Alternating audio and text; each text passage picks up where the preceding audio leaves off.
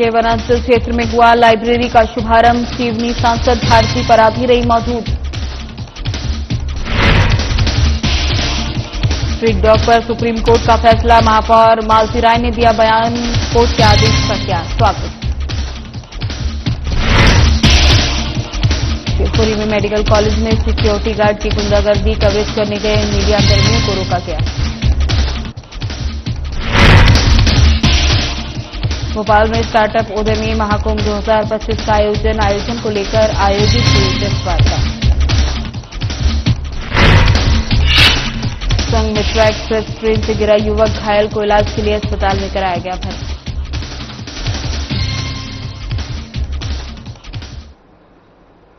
नमस्कार, मैं ज्योति निषाद। रुक करेंगे खबरों की ओर। बालाघाट जिले के वनांचल तहसील मुख्यालय बैहर में क्षेत्रीय समाज सेवियों और प्रशासन के सहयोग से मेरा बैहर मेरा लाइब्रेरी का शुभारंभ किया गया। लाइब्रेरी शुभारंभ के मौके पर बालाघाट सिवनी सांसद भारती पराधी, पूर्व मंत्री रामकिशोर कावरे, पूर्व विधायक भगत सिंह टेकाम, नगर परिषद अध्यक्ष दशवंती मरकाम, जिले के कलेक्टर मृणाल मीणा, एसपी आदित्य मिश्रा, जिला पंचायत सीईओ अभिषेक सराफा, एसडीएम सहित अधिकारी कर्मचारी उपस्थित रहे।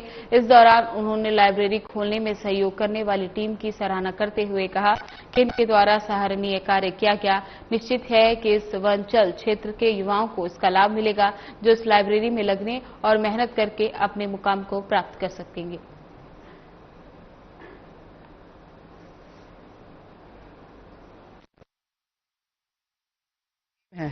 ये बहुत ही सार्थक साबित होगी। इसके परिणाम हमको कुछ दिनों बाद देखने मिल जाएंगे, क्योंकि हमारे जो बच्चे हैं उनमें प्रतिभाओं की कमी नहीं है। थोड़ी सी जो है उनको व्यवस्थाएं नहीं मिल पाती, इसके कारण, क्योंकि ग्रामीण वर्ग है, आदिवासी वर्ग है, पिछड़ा वर्ग है, माता पिता काम करके बच्चों को पढ़ाते हैं, वो खुद बेचारे रूखा सूखा खाते हैं, लेकिन अपने बच्चों को कितना अच्छी सुविधा दे सके करते हैं, फिर भी वो बहुत सी चीजें मतलब उनको प्रदान नहीं कर पाते। सरकार की और यह संस्था जो हमारी है, इन संस्था के इन बच्चों का मैं इस विचार के लिए बहुत धन्यवाद देना चाहती हूँ कि उन्होंने अपने लिए नहीं, हमारे बच्चों के लिए, उन्होंने उनके भविष्य के लिए सोचा है। निश्चित तौर पर यहाँ से वो भरपूर लाभ लेंगे। और सबसे अच्छी बात जो मुझे लगी कि स्वयंसेवी संगठनों ने और लोगों ने स्वयं से होकर मतलब उसके लिए अपना सहयोग प्रदान किया है। तो जो काम जिस तरीके से अगर अच्छे काम होते हैं तो लोगों की सहभागिता अपने आप होती है।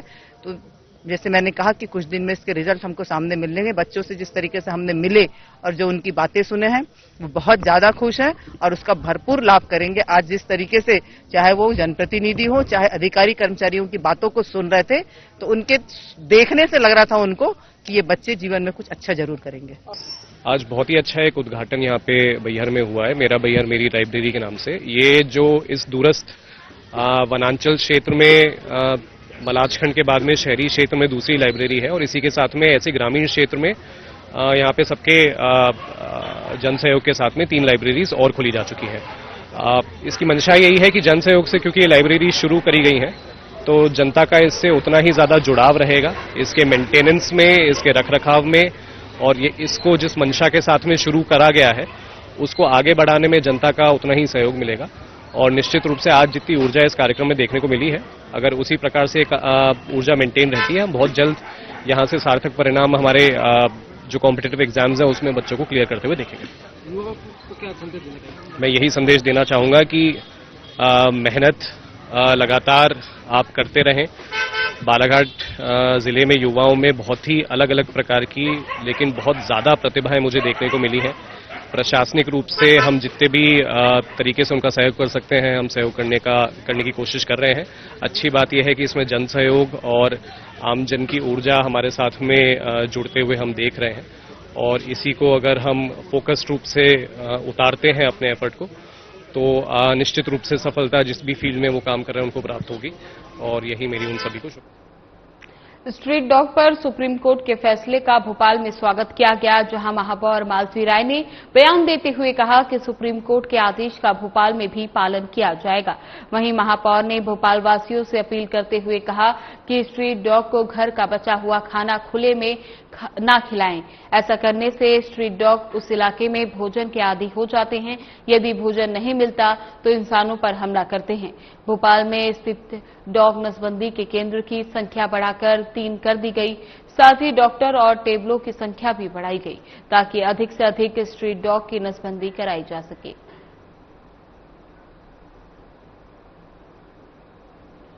आपको बता दें कि स्ट्रीट डॉग पर सुप्रीम कोर्ट के फैसले का भोपाल में स्वागत किया गया, जहां महापौर मालती राय ने बयान देते हुए कहा कि सुप्रीम कोर्ट के आदेश का भोपाल में भी पालन किया जाएगा।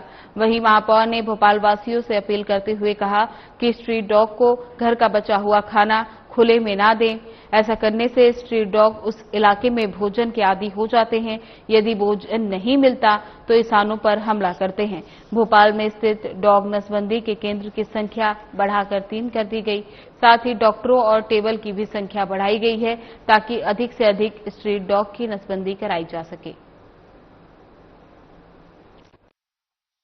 पॉपुलेशन बढ़ती जा रही है, उस पर भी कंट्रोल करने के लिए लगातार नसबंदी नगर निगम के पहले जहां 30 से 35 प्रतिदिन नसबंदी होती थी, हमने 3 सेंटर बनाए और तीनों सेंटर पर लगभग कहीं 200, कहीं 250, कहीं 300 डॉग रखने की हमने व्यवस्था भी करी है और वहां नसबंदी बढ़ाने के लिए टेबल भी बढ़ा दी है, डॉक्टर भी बढ़े हुए हैं।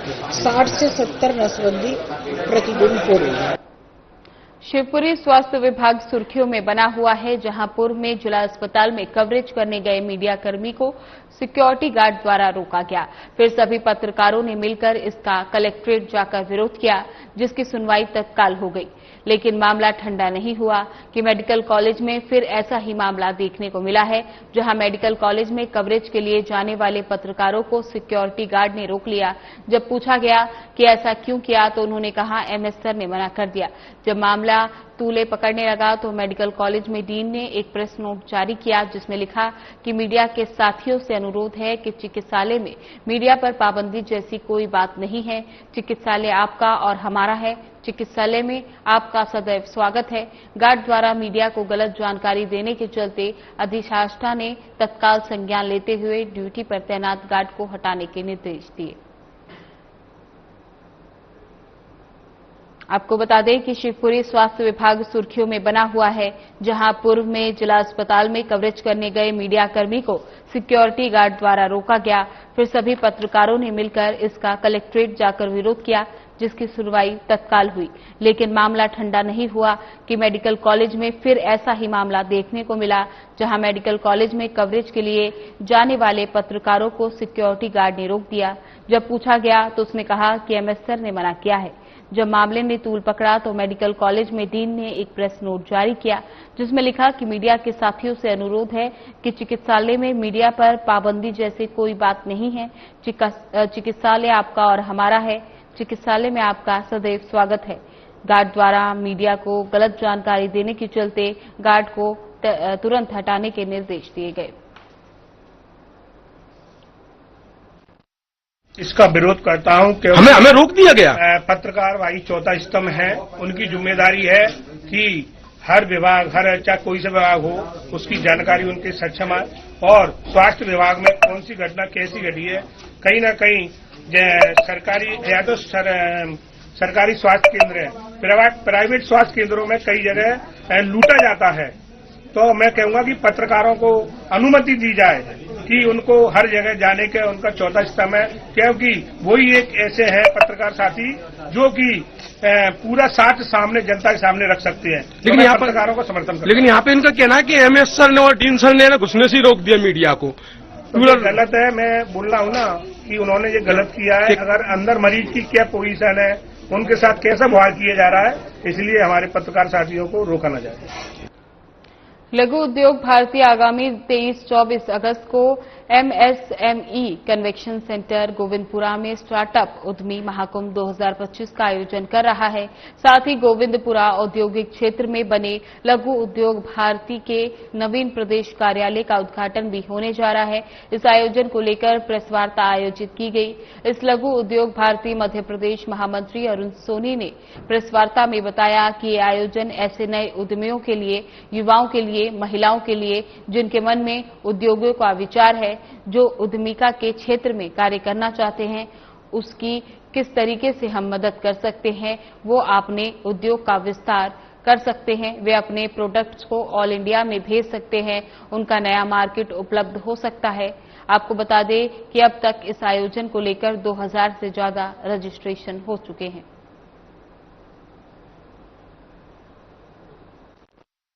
यह आयोजन ऐसे नए उद्यमियों के लिए, युवाओं के लिए, महिलाओं के लिए है जिनके मन में उद्योगों का विचार है, उद्यमिता के क्षेत्र में कार्य करना चाहते हैं। उनको किस तरीके से हम मदद कर सकते हैं, वो अपने उद्योग का विस्तार कर सकते हैं, वो अपने प्रोडक्ट को ऑल इंडिया में बेच सकते हैं, उनको नया मार्केट उपलब्ध हो सकता है। और इसके साथ जो उद्योग संबंधी विभिन्न विषय हैं जिसको लेके आज हमारा उद्यमी जो है वो शासन के बीच में संवाद कर रहा है, लेकिन लंबे समय से बहुत सारे विषय ऐसे हैं जो अभी लंबित हैं।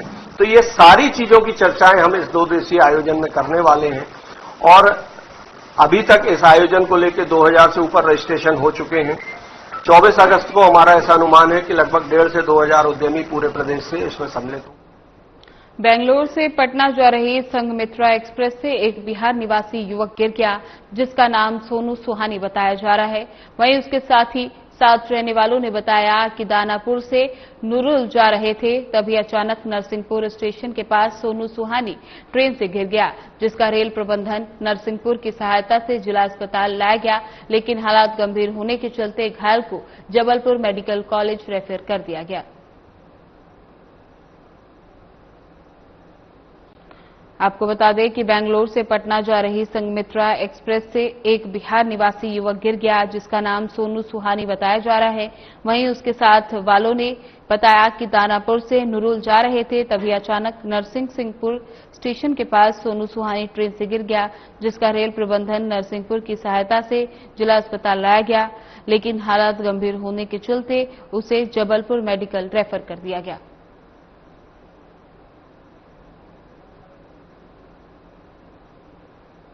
अनूपपुर जिले के बिजुरी थाना अंतर्गत बिजुरी कालरी से सीएचपी राजनगर जा रही कोयले से लदा हाईवा बीच सड़क पर पलट गया, जिससे हादसे में चालक को मामूली चोटें आईं। वहीं जब आसपास के लोगों ने देखा कि हाईवा पलट गया, तब आसपास के लोगों द्वारा इसका जमकर लाभ उठाया गया। लोगों ने कोयले को बोरियों में भरकर अपने घर ले जाने लगे, जिसका वीडियो सोशल मीडिया पर जमकर वायरल हुआ।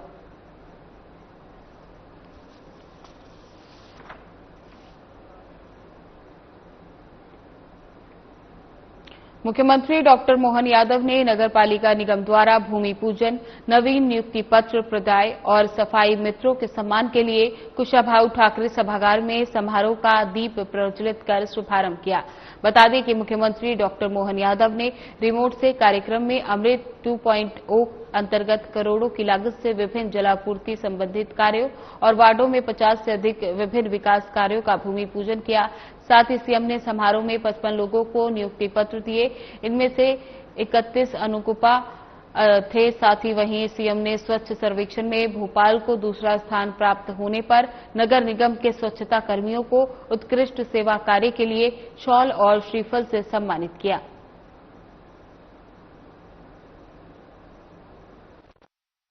आज के इस अवसर पर माननीय सभापति किशन सूर्यवंशी जी, आपका अभिनंदन करता हूं। हमारे हंसता हुआ नूरानी चेहरा दिन रात हंसते रहते हैं, बहुत अच्छा है।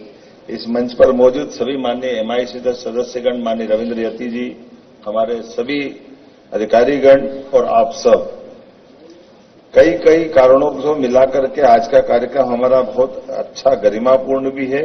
लेकिन एक निवेदन जरूर करूंगा, 582 लगभग 600 करोड़ की हमारी परियोजनाओं में 30,000 घरों में जल मिलेगा और नगर निगम के द्वारा ये बहुत बड़ी उपलब्धि माननीय प्रधानमंत्री जी के माध्यम से, जोरदार अभिनंदन यशस्वी प्रधानमंत्री के लिए। सच में ये विजन होना कि हाँ, हमारे लिए जो मूलभूत सुविधाएं, उन मूलभूत सुविधाओं को आइडेंटिफाई करके उनके लिए पर्याप्त रूप से धन का उपलब्ध कराना, ये केवल प्रधानमंत्री जी की ये सरकार के माध्यम से बहुत लंबा समय चला गया। लेकिन शहर बढ़ रहा है, शहर में सुविधाएं बढ़ाने की जरूरत है और ये जलराशि से सब जुड़ी योजनाओं के लिए तो पता नहीं कितने साल पहले कभी कोई विस्तारीकरण के पैसे मिले होंगे, मुझे नहीं मालूम। कभी नगर बने होंगे, नगर निगम शुरू में आई होगी और फिर पैसे मिले होंगे। बात के क्रम में केवल पाइपलाइन को सुधारने के काम के भरोसे से या जो अपने से बन पड़े नगर निगम की जो वित्तीय व्यवस्था में से हो जाए, लेकिन समग्र रूप से विचार करके एक साथ काम करना ये बड़ा कठिन जाता था। और ऐसे में जब हम शुद्ध पेयजल की बात करते हैं, स्वास्थ्य की बात करते हैं, जीवन के मूलभूत आवश्यक सब व्यवस्थाओं की बात करते हैं, तो स्वाभाविक रूप से हमारे लिए इन मूलभूत सुविधाओं की तरफ ध्यान देना चाहिए। ये माननीय प्रधानमंत्री जी की जीवटता भी है। एक तरफ उन्हें रचना धर्मिता के लिए नवाचार करते हुए नई नई प्रकार की रिसर्च को प्रोत्साहन देने के लिए वो समान रूप से उस तरफ भी ध्यान दे रहे हैं। दूसरी तरफ उपलब्ध संसाधनों के लिए हमारे नगर अपने पैरों पर कैसे खड़े हो, हमारे नगर के नागरिकों की मूलभूत सुविधाएं उनको कैसे मिले और उन सुविधाओं के अंदर भी एक स्वस्थ प्रतिस्पर्धा भी हो, लेकिन लंबे समय तक के लिए वो प्लान बने। बात कितनी छोटी छोटी सी है। अब जैसे इसी योजना का नाम क्या रखा है? इस योजना का नाम अमृत। अब अमृत का रखने का मतलब ही क्या हो गया? जहर नहीं है, अमृत है। और अमृत कब है? जब नगर रहेंगे। और नगर कब रहेंगे? नागरिकों की व्यवस्थाओं में स्थायी बसाहट जब रहेगी। और स्थायी बसाहट मानव की सभ्यता के साथ दुनिया में अगर सबसे पहले कहीं बसाहटें मिली है तो हमें गर्व है। वो भारत देश है, आर्यभट्ट है, जहां पर मोहनजोदड़ो, हड़प्पा उस काल के आधार पर दुनिया की सबसे प्राचीन बसाहटें कहीं मिली है। एबीवीपी ने इंदिरा गांधी राष्ट्रीय जनजातीय विश्वविद्यालय में व्याप्त समस्याओं को लेकर राष्ट्रपति के नाम कलेक्टर को ज्ञापन सौंपा, जहां एबीवीपी का कहना है कि इंदिरा गांधी राष्ट्रीय जनजातीय विश्वविद्यालय की प्रमुख समस्या जैसे शोध प्रवेश परीक्षा, पीएचडी में हुए धांधलेबाजी की निष्पक्ष जांच हो, छात्रावास में बढ़ाई गई फीस को जल्द से जल्द कम किया जाए। साथ ही अमरकंटक जनजाति बहुल्य क्षेत्र है, इसलिए वहां के क्षेत्रवासियों को 50% का आरक्षण दिया जाए, बसों का संचालन किया जाए और अन्य प्रमुख समस्याओं का जल्द से जल्द निराकरण किया जाए। महिम राष्ट्रपति को कलेक्टर महोदय के माध्यम से कई एजेंटों में कई विषयों को अनियमितताओं को लेकर ज्ञापन सौंपा गया, जिसमें प्रमुख विषय है एजेंटों में अभी फिलहाल जो पीएचडी प्रवेश परीक्षा हुआ है उसमें धांधलेबाजी, बसों का संचालन एवं आदिवासी बहुल क्षेत्र होने के बावजूद यहाँ 50% का आरक्षण आदिवासियों को होना चाहिए और अन्य प्रकार के अनियमितताओं को देखते हुए विद्यार्थी परिषद कलेक्टर महोदय को ज्ञापन सौंपा। भोपाल में देश प्रदेश की महिलाओं की अंतर्राष्ट्रीय स्तर पर पहचान बनाने के उद्देश्य से सुंदरी प्रतियोगिता मिस पांचे इंटरनेशनल का आयोजन किया गया। 12 से 14 दिसंबर तक किया जा रहा है, जहां फैशन फेडरेशन अध्यक्ष अरुण शर्मा ने बताया कि इस बेटी प्रोजेक्ट में 18 से 45 वर्ष की सभी महिलाओं से आवेदन बुलाए गए हैं। वहीं यहां कोरिया, जापान, नेपाल, अफ्रीका और रूस देश से भी प्रतियोगी आने की संभावना है। अंतर्राष्ट्रीय प्रतियोगिता में जजों की जोड़ी में शामिल कोरिया के state governor, Bharat Korea friendship industry association के चेयरमैन, ईयू ड्रोन पार्क अंतर्राष्ट्रीय बेटी जज सुजाता शर्मा, डॉक्टर संदीप मरवा शहीद अनेक आईएएस, आईपीएस अधिकारियों ने सहमति प्रदान की है। वहीं फेडरेशन निदेशक डॉक्टर नितिन वर्मा ने बताया कि इस प्रतियोगिता से हमारे प्रदेश के पर्यटन उद्योग को बढ़ाने में मदद मिलेगी, साथ ही राज्य के युवाओं को रोजगार भी मिलेगा।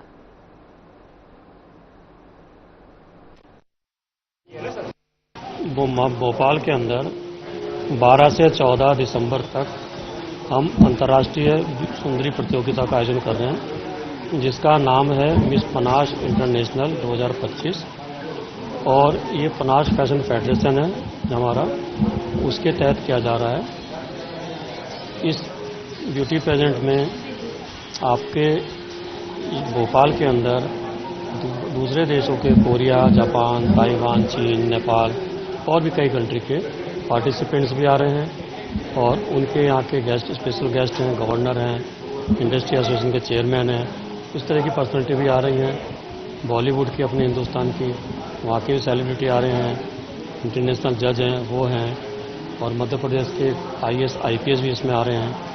कुल मिला के ये है कि चारों तरफ से न्यूज़ चैनल की मशहूर एंकर्स भी आ रही हैं, क्योंकि हमारा चारों तरफ से ये है कि कोई भी जो ऐसा ना छूटे या कोई ऐसा ना बोले कि किसके साथ में नाइंसाफ़ी की है या किसी को ज़बरदस्ती आपने टॉप कर दिया या आपको जिता दिया। 20 जज होंगे अलग अलग फील्ड के, अलग अलग कैटेगरी के उनका जो निचोड़ होगा, उनका जो डिसीजन होगा, वो विनर होगा इसके अंदर। द पनास फैशन फेडरेशन जो इवेंट कर रहा है ब्यूटी पेजेंट, इसमें देश भर से और अंतर्राष्ट्रीय कंटेस्टेंट पार्टिसिपेट कर रहे हैं और ये भोपाल के लिए और पूरे मध्य प्रदेश के लिए एक इतना सुहाना अवसर है कि यहाँ पर सारी प्रतिभाएं जो हिडन टैलेंट है वुमेन कैटेगरीज के सारे लोगों को हम लोग एक प्लेटफॉर्म दे रहे हैं फैशन इंडस्ट्री में।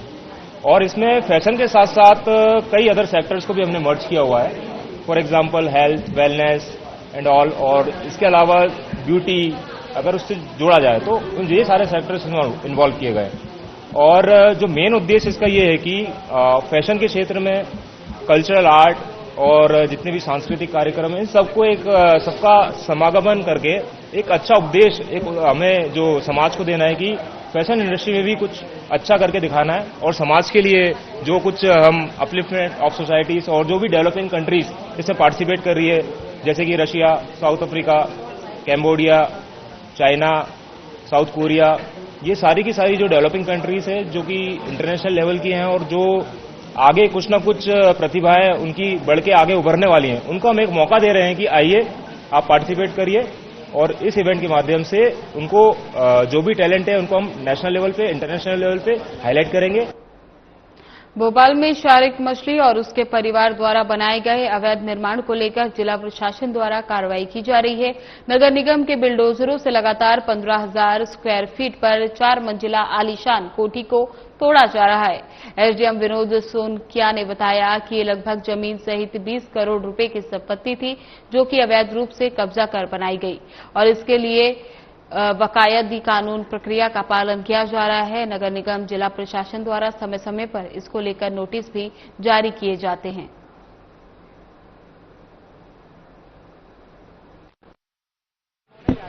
ये सरकारी जमीन पे अवैध निर्माण था, इसको हटाया जा रहा है। आज करीब 15,000 से अधिक एरिया की जमीन है जिस पर निर्माण कार्य किया गया था अवैध रूप से, जिसको हटाना। आरोप है कि हमने कोई नोटिस नहीं दिया गया। सारा तहसीलदार न्यायालय में इसका केस चला है। एमपीएलआरसी का 248 सेक्शन है, उसके तहत आदेश पारित हुआ है। आदेश के बाद नोटिस भी दिए गए, नगर निगम से भी नोटिस मिले हैं, कार्रवाई की जा रही है। क्या बाजार की कीमत होगी? अनुमानित कीमत पूरे निर्माण कार्य और जमीन की 20 करोड़ के ऊपर होगी। खंडवा जिले के कालमुखी गांव में कावेरी नदी में अचानक आई बाढ़ ने लोगों की मुश्किलें बढ़ा दी। गांव में लगने वाले हाट बाजार के दौरान अचानक तेज बारिश शुरू हो गई। देखते ही देखते बाजार स्थल के अंदर पानी का बहाव इतना तेज हो गया कि एक महिला का पैर फिसलने से वे नाले में बहने लगी। गनीमत रही कि मौके पर मौजूद ग्रामीणों ने साहस दिखाकर महिला को पकड़ लिया। इसी बीच कई वाहन पानी में बह गए। आपको बता दें कि हालात इतने खराब हैं कि लोग अभी भी अपनी जान जोखिम में डालकर रपटा पार करने की कोशिश कर रहे हैं। इधर कालमुखी ग्राम पंचायत ने तुरंत ट्रैक्टर की व्यवस्था कर खेतों और गांव में फंसे लोगों को सुरक्षित निकालने का प्रयास शुरू किया। फिलहाल नदी का पानी लगातार बढ़ रहा है और प्रशासन हालात पर नजर बनाए हुए है।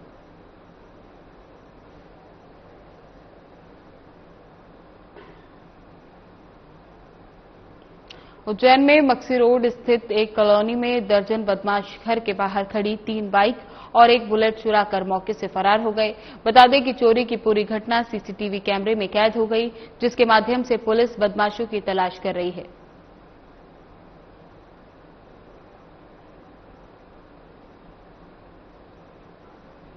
मोहन बड़ौदिया के ग्राम मंडोदा की एक 20 वर्षीय युवती के गुम हो जाने के मामले में बड़ी संख्या में परिजन और ग्रामीण थाने पहुंचे और युवती को जल्द ढूंढकर लाने संदेह के घर में आए युवक पर कार्रवाई की मांग को लेकर जमकर हंगामा किया। पुलिस से मिली जानकारी के अनुसार युवती बुधवार शाम बिना बताए घर से चली गई। परिजनों ने पड़ोस में रहने वाले 21 वर्षीय युवक पर शंका जताई। वहीं पुलिस ने परिजनों की शिकायत पर गुमशुदगी का मामला दर्ज कर जांच शुरू कर दी। थाने में भीड़ बढ़ती ही स्थिति बिगड़ने की आशंका को देखते हुए पुलिस ने सुनेरा, साजापुर और सलसलाई सहित आसपास के थानों से बल को बुलाया। इसके साथ ही सूचना मिलने पर एसडीओपी गोपाल सिंह चौहान मौके पर पहुंचे और थाना प्रभारी पीके व्यास, नायब तहसीलदार मुकेश गुप्ता ने परिजनों और ग्रामीणों को शीघ्र युवती का पता लगाने का आश्वासन दिया। इसमें एक अपने हुकुम सिंह जी हैं, उनकी बच्ची कल कहीं चली गई, तो वो खेत पे गए हुए थे, तो वो जब लौटी नहीं तो उन्होंने देखा, मिली तो उन्होंने आज इसके गुम होने की रिपोर्ट लिखवाई है और उनको ऐसा शक है कि उनके पड़ोस में रहने वाला राजेश, जिसकी उम्र 21 साल है, और इनकी बच्ची जो है वो भी बालिग है, बबीता नाम है, तो वो उनको शक है कि वो उनके साथ कहीं चली गई। तो उनकी रिपोर्ट पर से गुम निशान दर्ज कर लिया गया और पुलिस को ढूंढने का प्रयास करेगी। यहाँ पे भी हम लोग बहुत जल्दी पुलिस को दस्तयाब करेगी और फिर आगे जो भी वैधानिक कार्रवाई होगी हम करेंगे। फिलहाल बुलेटिन में बस इतना ही। बने रहे हमारे साथ। नमस्कार।